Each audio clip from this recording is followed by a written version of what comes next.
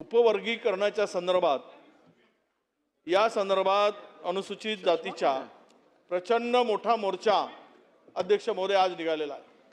लाखो लोक या उपवर्गीकरणाच्या विरोधात, साधारणतः 5 लाख लोक या वर्गीकरणाला उपवर्गीकरणाला विरोध करण्यासाठी आले। अध्यक्ष महोदय, अनुसूचित जमातीचे 58 जाती आहेत।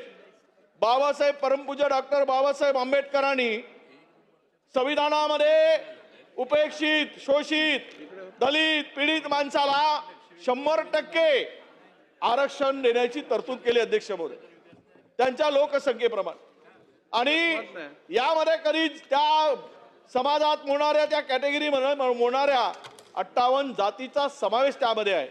आता यामध्ये 2 भाग पाडून यामध्ये कुठल्याही बदर समितीची नेमली।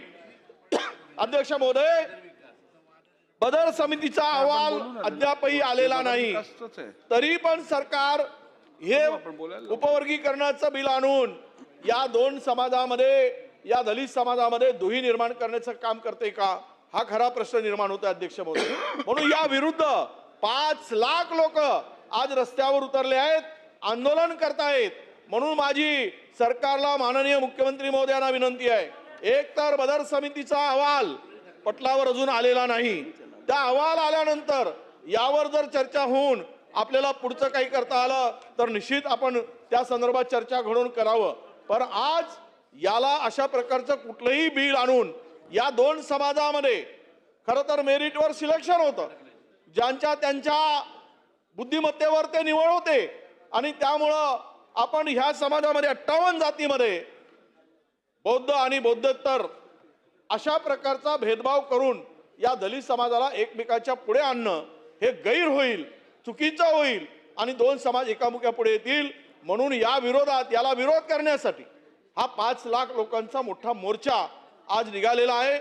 सरकारला आमची विनंती आहे की आपण बदर समितीचा अहवाल आल्याशिवाय हे कुठेही पुढचं पाऊल उचलू नये, त्यावर चर्चा करूनच आपण निर्णय घ्यावा, अशी आमची सरकारला विनंती। अध्यक्ष महोदय, माननीय अध्यक्ष महोदय, पहिल्यांदा तर मला हे लक्षात आणून द्यायचं आहे की सरकारने घेतलेला कुठलाही निर्णय नाही, माननीय सर्वोच्च न्यायालयाने हा निर्णय घेतलेला आहे की सगळ्या राज्यांमध्ये शेड्यूल कास्ट ही जी कॅटेगरी आहे, या कॅटेगरीमध्ये ज्या जाती मागे राहिलेल्या आहेत त्या आयडेंटिफाय करून त्यांना जे काही प्रतिनिधित्व मिळालेलं आहे त्यात जे काही डिस्टन्स आहे ते कमी करण्याच्या दृष्टीनं उपवर्गीकरण करावं। त्यामुळे पहिल्यांदा तर शेड्यूल कास्टच्या आरक्षणामध्ये कोणा दुसऱ्याला आणण्याचा हा विषय नाही आहे, तर शेड्यूल कास्टच्या आरक्षणामध्ये जे मागे राहिले आहेत त्यांना सुप्रीम कोर्टाने समोर आणायला सांगितलं। या संदर्भात आपण बदर कमिटी तयार केली, बदर कमिटीने रिपोर्ट दिला।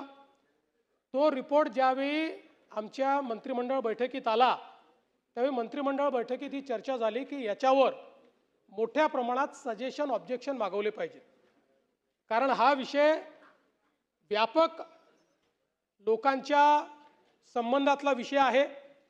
आणि म्हणून माननीय राज्याचे मुख्य सचिव यांच्या अध्यक्षतेखाली एक कमिटी तयार केली, आणि या कमिटीला त्या ठिकाणी एक काम दिलेलं आहे की त्यांनी या संदर्भातलं सजेशन आणि ऑब्जेक्शन ऐकून घ्यावं। ते सजेशन, ऑब्जेक्शन्स अजून चाललेले आहेत, त्याला आता लोकांनी जे ऑब्जेक्शन घेतले आहेत त्याला सुनावणी द्यायची आहे। त्यामुळे आत्ता सध्या मुख्य सचिव आहेत आणि त्यांनी 1-2 लोक सोबत घेतले आहेत, आवश्यकता पडली तर ती वाढवता पण येईल। याच्यामध्ये हे सजेशन, ऑब्जेक्शन ऐकल्यानंतरच, त्यामुळे आत्ता सरकारने कुठलाही कायदा आणलेला नाही, या विधानमंडळात कुठलाही कायदा आलेला नाही। मला असं वाटतं की गृहीतकांवर आज या सगळ्या चर्चा चाललेल्या आहेत। सरकारचं स्पष्ट मत आहे, व्यापक चर्चेअंतीच अंतिम निर्णय सरकार करेल। हा निर्णय करत असताना माननीय सर्वोच्च न्यायालयाने जे निर्देश दिलेले आहेत त्या निर्देशांचं तंतोतंत पालन होईल। कोणावरही अन्याय करण्याचा सरकारचा मानस नाहीये, आणि शेड्यूल कास्ट समाजामध्ये कोणी जर मागे राहिलं असेल तर त्याला पुढे आणण्याकरता जी काही उचित उपाययोजना आहे ही उपाययोजना केली जाईल। मी वडेट्टीवार साहेबांच्या लक्षात आणून देतो, सर्वोच्च न्यायालयाच्या याच आदेशाप्रमाणे कर्नाटकच्या सरकारने तिथे आपलं सरकार आहे त्यांनी उपवर्गीकरण केलं, कायदा झाला. तेलंगणात आपलं सरकार आहे, त्या ठिकाणी उपवर्गीकरण केलं, कायदा झाला. महाराष्ट्रात मात्र आम्हाला हे लादायचं नाहीये.